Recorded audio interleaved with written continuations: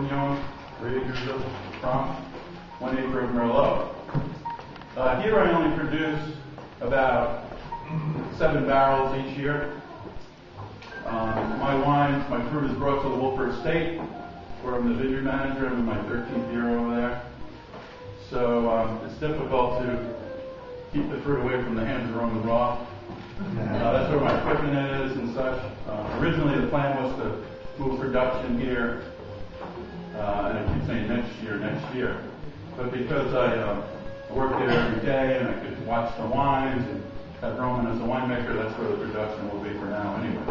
So we make about 7 barrels here. So we do produce a Chardonnay from a vineyard that I planted back in the early 80s. I started at Mud's Vineyard in the 70s. Actually started high school. We planted this vineyard in 1982. So it's a really neat source of fruit for the Chardonnay bottling. And we also produce a rosé. But we'll taste the reds for today. And there's a sheet that's sort of randomly handed out that has the 3 varieties that we grow that are on the top. And along the left, and we'll taste in this sequence, just shows the composition. So our wines are not distributed. We sell just from here. We have a small wine club. Everything's done by hand. You're going to hear that throughout the region. We hand pick.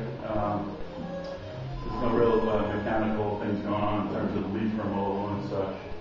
And our objective here is to just try to tweak out the best that the vintage has to offer in terms of the weather and the sun and the heat.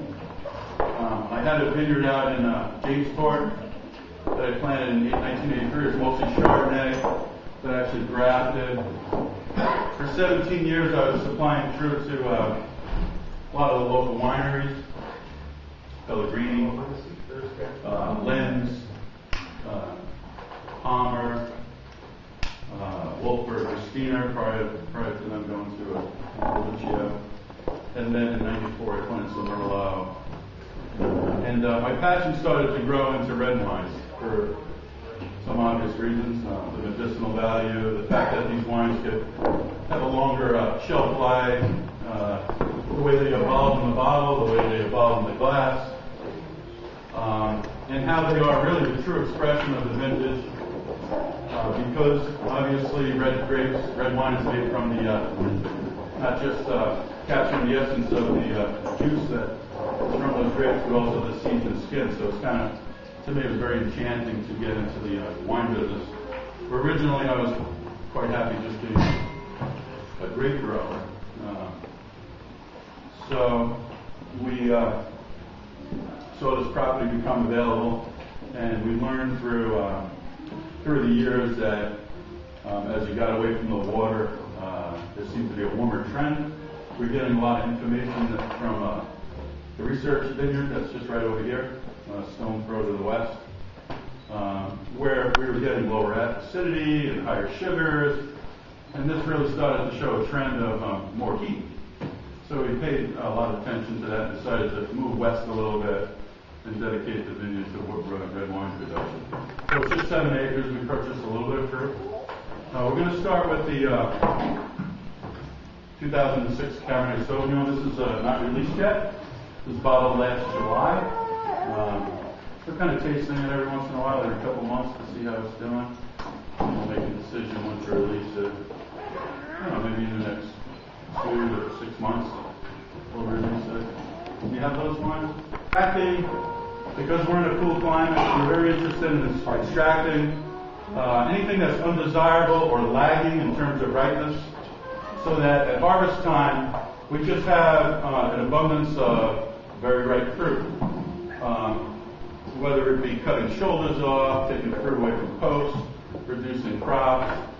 We'll even go as far as pulling individual berries out. It's a little bit silly, but we feel like at the end of the day it's a big help. So all of our wines are unconed and unfiltered. All our red wines are unconed and unfiltered. We clarify them through multiple rackings. This wine was about 20 months in the barrel, so it allows us to rack it up to 6 times. So we hope that by bottling time, this wine is clear. It has, it's been racked out of its sediment. They will throw a little bit of sediment after a few years. Crazy episode, this weather episode. It was a really excellent year. It was very hot. We had a lack of rain, so it was very dry, and everything was shaping up to be an extraordinary year. And then Columbus Day weekend came, and most of the whites were picked, or just about every block of white was picked, and we happened to have picked this Merlot block, and I based it on Roman coming by, tasting the grapes, and saying, look, we've achieved ripeness. This is really delicious. Let's get it off the vine. We've got this mentality to let it hang forever. And luckily, I listened to him because 2 days later, the skies fell, and we had 20 inches of rain in 8 days. For a lot of us, it was kind of disastrous. But what happened was, if you're not familiar with it, this fruit blew up. Every berry was just tremendous. A lot of splitting happened. A lot of people just, when the rains finally ended, walked away from their crops. But those who just believed in what can be made from the fruit, they allowed this fruit to start to dehydrate. Because once the rain stopped, the winds blew, the fruit started to raisin. And so some fabulous wines were made from the 05 vintage. I don't know if you tasted any last night. Probably will taste some today.